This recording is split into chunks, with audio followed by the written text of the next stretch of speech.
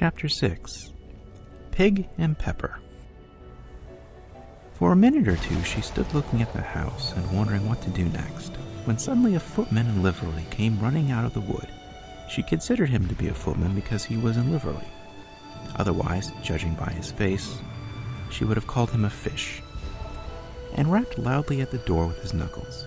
It was opened by another footman in livery, with a round face and large eyes like a frog. Both footmen, Alice noticed, had powdered hair that curled all over their heads. She felt very curious to know what it was all about, and crept a little way out of the wood to listen. The fish footman began by producing from under his arm a great letter, nearly as large as himself, and this he handed over to the other, saying in a solemn tone, "For the Duchess, an invitation from the Queen to play croquet." The frog footman repeated in the same solemn tone, only changing the order of words a little. "From the Queen, an invitation for the Duchess to play croquet." Then they both bowed low, and their curls got entangled together. Alice laughed so much at this that she had to run back into the wood for fear of their hearing her, and when she next peeped out, the fish footman was gone, and the other was sitting on the ground near the door, staring stupidly up into the sky. Alice went timidly up to the door and knocked. "There's no sort of use in knocking," said the footman, "and that for 2 reasons. First, because I'm on the same side of the door as you are. Secondly, because they're making such a noise inside no one could possibly hear you." And certainly there was a most extraordinary noise going on within, a constant howling and sneezing, and every now and then a great crash, as if a dish or kettle had been broken to pieces. "Please then," said Alice, "how am I to get in?" "There might be some sense in your knocking," the footman went on without attending to her, "if we had the door between us. For instance, if you were inside, you might knock and I could let you out, you know." He was looking up into the sky all the time he was speaking, and this Alice thought decidedly uncivil. "But perhaps he can't help it," she said to herself. "His eyes are so very nearly at the top of his head. But at any rate, he might answer questions. How am I to get in?" she repeated aloud. "I shall sit here," the footman remarked, "till tomorrow." At this moment the door of the house opened, and a large plate came skimming out straight at the footman's head. It just grazed his nose and broke into pieces against one of the trees behind him.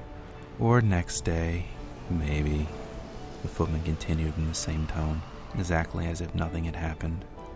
"How am I to get in?" asked Alice again in a louder tone. "Are you to get in at all?" said the footman. "That's the first question, you know." It was, no doubt, only Alice did not like to be told so. "It's really dreadful," she muttered to herself, "the way all the creatures argue. It's enough to drive one crazy." The footman seemed to think this a good opportunity for breeding his mark. "I shall sit here," he said, "on and off for days and days."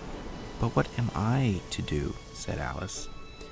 "Anything you like," said the footman, and began whistling. "Oh, there's no use in talking to him," said Alice desperately. "He's perfectly idiotic." And she opened the door and went in. The door led right into a large kitchen, which was full of smoke from one end to the other. The Duchess was sitting on a 3-legged stool in the middle, nursing a baby. The cook was leaning over the fire, stirring a large cauldron which seemed to be full of soup. "There's certainly too much pepper in that soup," Alice said to herself, as well as she could for sneezing. There was certainly too much of it in the air. Even the Duchess sneezed occasionally, and as for the baby, it was sneezing and howling alternately without a moment's pause. The only things in the kitchen that did not sneeze were the cook and the large cat, which was sitting on the hearth and grinning from ear to ear. "Please, would you tell me," said Alice a little timidly, for she was not quite sure whether it was good manners for her to speak first, "why your cat grins like that?" "It's a Cheshire cat," said the Duchess, "and that's why." "Pig!" She said the last word with such sudden violence that Alice quite jumped, but she saw in another moment that it was addressed to the baby and not to her, so she took courage and went on again. "I didn't know that Cheshire cats always grinned. In fact, I didn't know that cats could grin." "They all can," said the Duchess, "and most of them do." "I don't know any of that do," Alice said very politely, feeling quite pleased to have got into the conversation. "You don't know much," said the Duchess, "and that's a fact." Alice did not at all like the tone of this remark and thought it would be as well to introduce some other subject of conversation. While she was trying to fix on one, the cook took the cauldron of soup off the fire and at once set to work throwing everything within her reach at the Duchess and the baby. The fire irons came first, then followed by a shower of saucepans, plates, and dishes.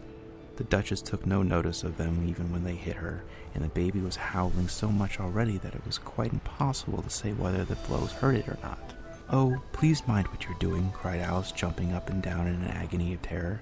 "Oh, there goes his precious nose," as an unusually large saucepan flew close by it and very nearly carried it off. "If everybody minded their own business," the Duchess said in a hoarse growl, "the world would go round a deal faster than it does." "Which would not be an advantage," said Alice, who felt very glad to get an opportunity of showing off a little bit of her knowledge. "Just think of the work that it would make with the day and the night. You see, the Earth takes 24 hours to turn round on its axis." "Talking of axes," said the Duchess, "chop off her head." Alice glanced rather anxiously at the cook to see if she meant to take the hint, but the cook was busily stirring the soup and seemed not to be listening, so she went on again. 24 hours, I think. Or is it 12? "Oh, don't bother me," said the Duchess. "I never could abide figures." And with that she began nursing the child again, singing a sort of lullaby to it as she did so, and giving it a violent shake at the end of every line. "Speak roughly to your little boy, and beat him when he sneezes. He only does it to annoy, because he knows it teases." Chorus, in which the cook and the baby joined, "Wow, wow, wow." While the Duchess sang the second verse of the song, she kept tossing the baby violently up and down, and the poor little thing howled so that Alice could hardly hear the words. "I speak severely to my boy. I beat him when he sneezes, for he can thoroughly enjoy the pepper when he pleases." Chorus, "Wow, wow, wow." "Here, you may nurse it a bit if you like," the Duchess said to Alice, flinging the baby at her as she spoke. "I must go and get ready to play croquet with the Queen." And she hurried out of the room. The cook threw a frying pan after her as she went out, but it just missed her. Alice caught the baby with some difficulty, as it was a queer-shaped little creature and held out all its arms and legs in all directions, just like a starfish, thought Alice.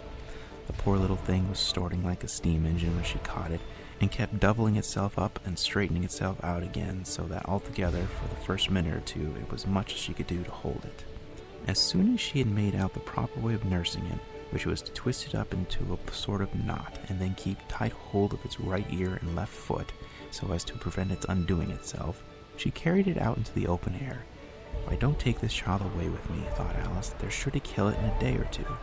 Wouldn't it be murder to leave it behind?" She said the last words out loud, and the little thing grunted in reply. It had left off sneezing by this time. "Don't grunt," said Alice. "That's not at all a proper way of expressing yourself." The baby grunted again, and Alice looked very anxiously into its face to see what was the matter with it. There could be no doubt that it had a very turn-up nose, much more like a snout than a real nose.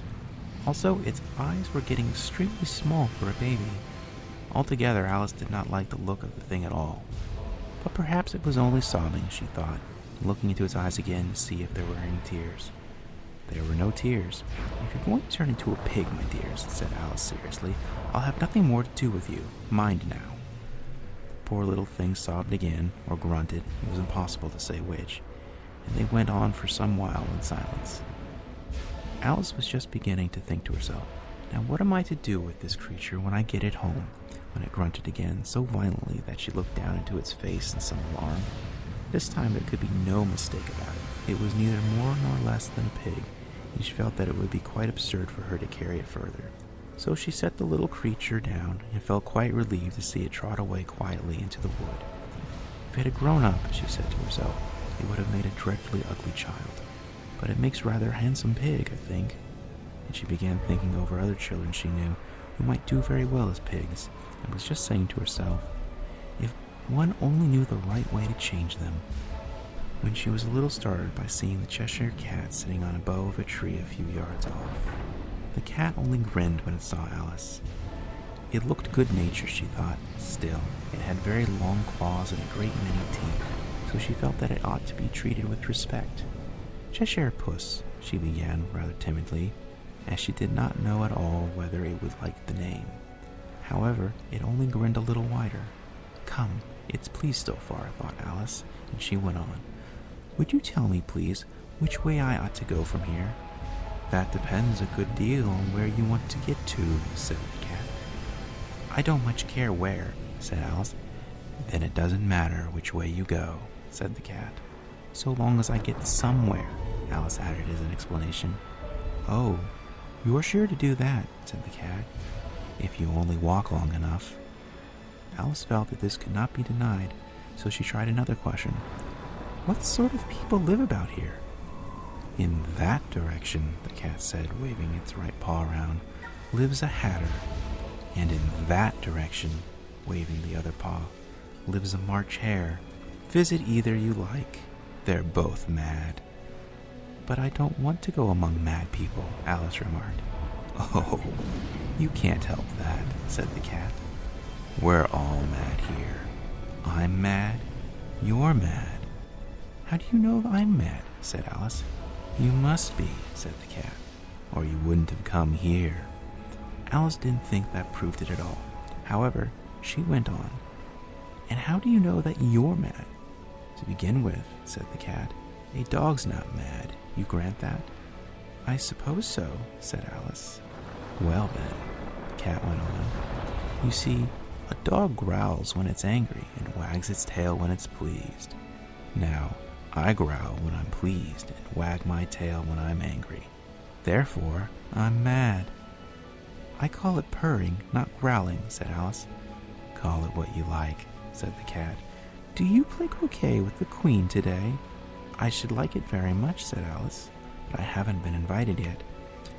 You'll see me there, said the cat, and vanished. Alice was not much surprised at this. She was getting so used to queer things happening. She was looking at the place where it had been. It suddenly appeared again. By the by, what became of the baby? Said the cat. I'd nearly forgotten to ask. It turned into a pig, Alice quietly said, just as if it had come back in a natural way. I thought it would, said the cat, and vanished again. Alice waited a little, half expecting to see it again, but it did not appear, and after a minute or two she walked on in the direction in which the March hare was said to live. I've seen hatters before, she said to herself. The March hare will be much the most interesting, and perhaps as this is May, it won't be raving mad, at least not so mad as it was in March. As she said this, she looked up, and there was the cat again, sitting on the branch of the tree. Did you say pig or fig? Said the cat.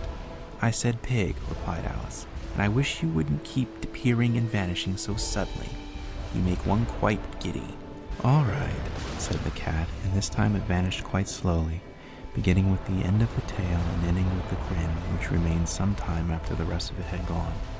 Well, I've often seen a cat without a grin, thought Alice, but a grin without a cat? It's the most curious thing I ever saw in my life. She had not gone much further before she came in sight of the house of the March hare.